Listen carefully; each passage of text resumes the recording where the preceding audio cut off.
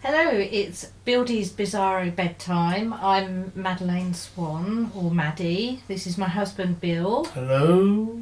Together we form the Bildie, a terrifying creature formed of two humans melded together. So, okay, I'll start. If Yep. we're going to tell each other a silly story. If you could give me a character. Yeah, I'll give you a character. We'll go for Louise. Just Louise. Yeah, Louise. Okay. Yeah, but it's pronounced Does like she? I just said it. I was going to say she insists on it being Louise. Every Louise.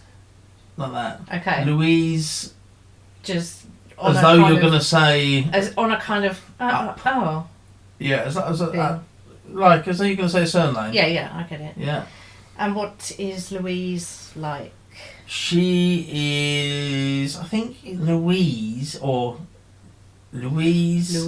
is probably. Let's say she's 22. Mm. She was a child genius. Okay. She has recently retired. Okay. And she owns 7 companies. Right. Done very well for herself financially. Okay. Potentially a little bit lonely. Okay. Well, Louise started one of her financial empires Yeah. with time cabbage. Right. And you eat a leaf of time cabbage. Yeah, as you do, yeah. Yeah, and go wherever you want to. And you're there for like half an hour and then you come back. So the thing is, the time cabbage has saturated the market. People sell time cabbage everywhere. So technically the only person really making money off of time cabbage now is Louise. Right, so she's dominated the market completely. And so people will receive a time cabbage in the post. Yeah. In order to set up their little business of selling off leaves of time cabbage to family, friends, whoever. Yeah. But unfortunately, the only way that anyone can make any money is if they had joined the time cabbage company at the very start. I see. Because you everyone's trying to sell it, and it's a bit of a nightmare. So maybe sort of, let me get this right. So maybe like 10 people might buy lots of time cabbages off of Louise. Yes, Louise. Louise. And then them 10 people might have, say, 10 cabbages each, and they'll sell theirs off. Yeah. And it goes like that. People are constantly messaging people like family, friends, etc., saying, "Hi, I don't know if you've heard, but the time cabbage takes you wherever you want in time, and you come right back." Yeah, and I can sell you a leaf of. I'll sell you a leaf of time cabbage, and then the person will often reply with, "Hi, I've also got time cabbage. Would you like to buy a leaf of my time cabbage?" And so it's basically, Yeah. what's the point? Yeah. However, I know what I'd say to them. well, I don't want none of your time cabbage. yeah. I know you and your salt with your time cabbage trying to flog me. Flog me your cabbages. Yeah. Yeah. Yeah. So Jemana has a new idea, and she eats a leaf of the time cabbage. Yeah, Jemana. Jemana, yeah, because Louise doesn't have to do it. Who's Louise is Jemana? at the top. Have we come across Jemana No, before? This is a new person. Yeah. This is a new person. Yeah. Jemana comes up with a new idea Yeah. completely, and she eats the leaf of a cabbage and goes back to Victorian times. Yeah. And she hires her own horse and carriage, and she goes around the fancy areas like St James Square and Piccadilly, etc. Yeah. and offering leaves of thyme cabbage to people, and people are saying, "What are you? That's ridiculous. What are you talking about?" Yeah. So she says, "Well, just take a nibble of it, and then that will send them to last year." And in her time, the year before. like the year before, yeah. In the Victorian times, or the year before? The year before in the Victorian times. Yeah. So it's 1887. Yeah.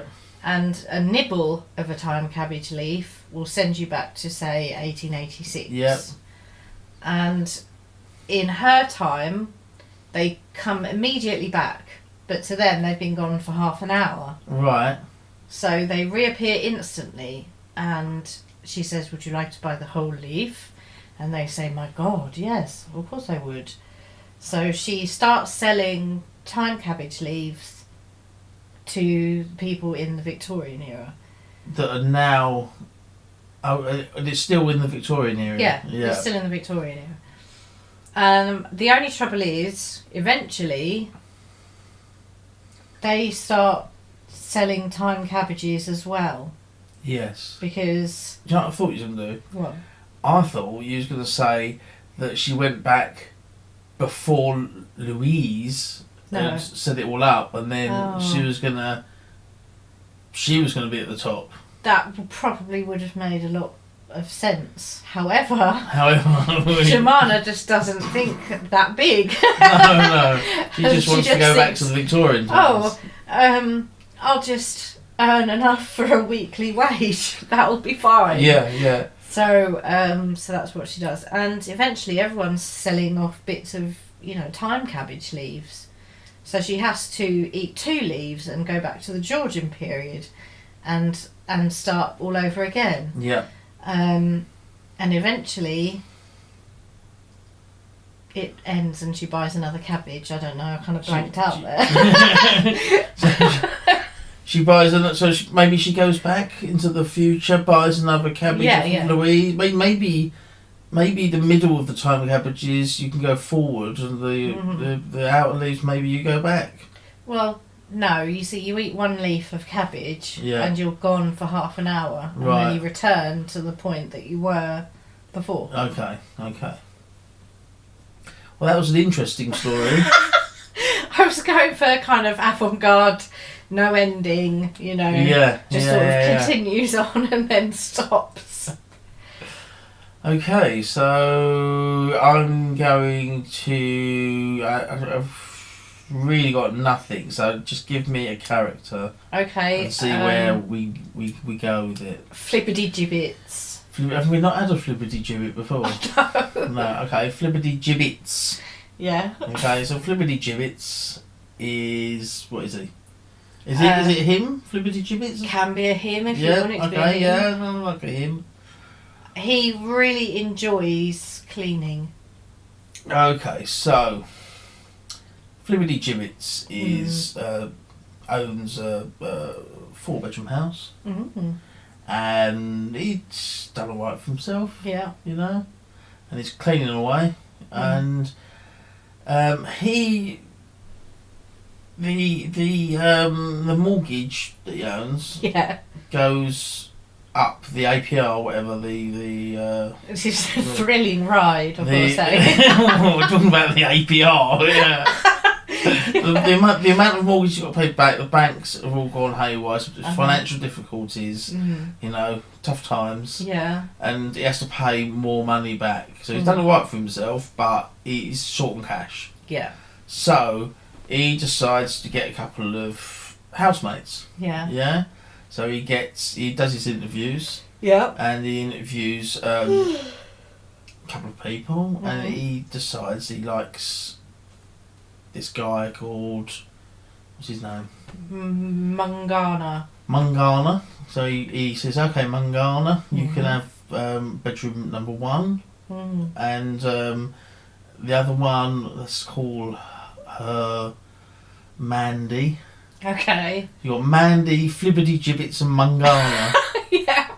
Yeah. He interviews Mandy and he says, you can have bedroom 2. And she says, okay, yeah, well, what's your name? And he says, Flippity-gibbets. And then who's this? This is the other housemate. He's called Mungana. Yeah. And she says, I'm sorry, your names are too weird. so she leaves, and they interview someone else. Yeah. And her name is Euripides. and he said, "This is Flippity. I'm Flippity Gibbet. This is Mangana." Yeah. And she says, "Perfect. Yeah, I love it. we all fit in. We've all got terrible names." Yeah. So They met on terriblename.com. Yeah. Room share, terrible name room share. And so they've all got their own room. It's not room share. They've all got their own room, and everything's going swimmingly for about 15 years. Okay, that's quite a while. They become very good friends. Yes. And until they're watching a program on telly, and Mangana wants to watch Channel 4. Yeah. A show about elephants. Yeah. And the other one, what's her name? The other Euripides. Yeah. Wants to watch Channel 1. Yeah. A show about BBC One. Yeah. About whales. Yeah. Yeah, the animal. I was going to say the country or... No, definitely the animal. Okay. Yeah, so elephants or whales. It's on at the same time. They haven't got recording facilities, one or the other, and there's a huge row. Yeah. And Flibbity Gibbets is like, oh my god, it's gone so well for 15 years. And they're arguing over and now what's on telly. Something just triggered it off. They're arguing about it. And it's Do you think it's long-held resentment, or is it just... No, I think it's just... Mangana notoriously is very passionate about elephants. Yeah. The other one... Euripides. It's a difficult one to remember. Euripides is passionate about whales. Yeah. You know, with a name like Euripides. Yeah. It sounds quite whalish, you know. I think it's Greek. Is it? Yeah. It's a nice name. So it's like, oh please, like after a week of this, it's 15 years of pleasantries, and they're all best mates. And after a week, he's like, Euripides, Mangana. Yeah. Come on, like sort it out. And they're like, no. Euripides like, no, I can't stand her. I can't stand her. And Mangana's like, yeah. Was that not Mangana talking? Yeah, and Euripides is... They're both talking to each other, yeah, right. You know. I don't know which voice is which, you know. They both sound the same. I'm not that specific. No. So he says, Mangana says, look, Flippity Gibbets, can you tell Mangana that I don't like her? Yeah. And can she please stop talking to me? Yeah. Yeah. And he says, Mangana, Euripides says, she don't like you, and can you stop talking to her? And Euripides says, can you tell Mangana? And he's like, so he's got to pass all the messages. He passes in the messages between them. Yeah. All the time. Yeah. But this time, he's retired. Yeah. He wants a peaceful life. He's still got to keep the mortgage up, even though he's retired, because they've lived there for so long that they're bound in some weird contract where they have to live there. Yeah. So he's stuck with it. Yeah. So it's literally they're just not allowed to move out or They're away. not allowed to move out now because they've this weird website, Roomshare. Weird names Roomshare. There's no other people with weird enough names to move out. It's all very complicated, but the lawyers have been involved, and there's no way out of it. Okay. And so they're stuck there, and he's passing the comment. Messages. Messages. And after this goes on for like another 10 years. So they've had 15 years of great friendship. Yeah. And they've had a week where they argued about what's on the telly, and now they're in a situation for the last 10, 15 years. That's terrible. That's where he is just passing messages. Oh God. And he snaps. Yeah. He cracks. Yeah. And he says, Mangana and Euripides. Yeah. I can't do this. I can't stand you. I can't do this anymore. And can't you just talk to each other? I mean, you're getting on really well now, but you just keep telling me to communicate with each other. I'm basically your mouthpiece, and they've been getting on really well, but they've insisted that he has to communicate, and that's the way it continues for the rest of his life. They're getting on like a house on fire, so they're not telling horrible stuff. No, they're not. So they're getting on now. They're getting on now because it's been so long, and he's saying I've had enough, but they're fine. They're like. So they suddenly start talking to each other again. No, they insist on using, what's his name? Flibbity Gibbets, yeah. Yeah, they're used to it now, so it's become kind of normality to say. Flibbity Gibbets can't say he doesn't want to do it anymore. He just has to. No, he just has to. He says, well, he tries, but then Morgana might say, Flibbity Gibbets, can you ask Morgana if she wants to go down the pub this evening?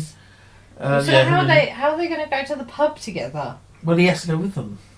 Oh my god! Otherwise they can't talk to each other. If he doesn't go with them, then they just don't talk to each other.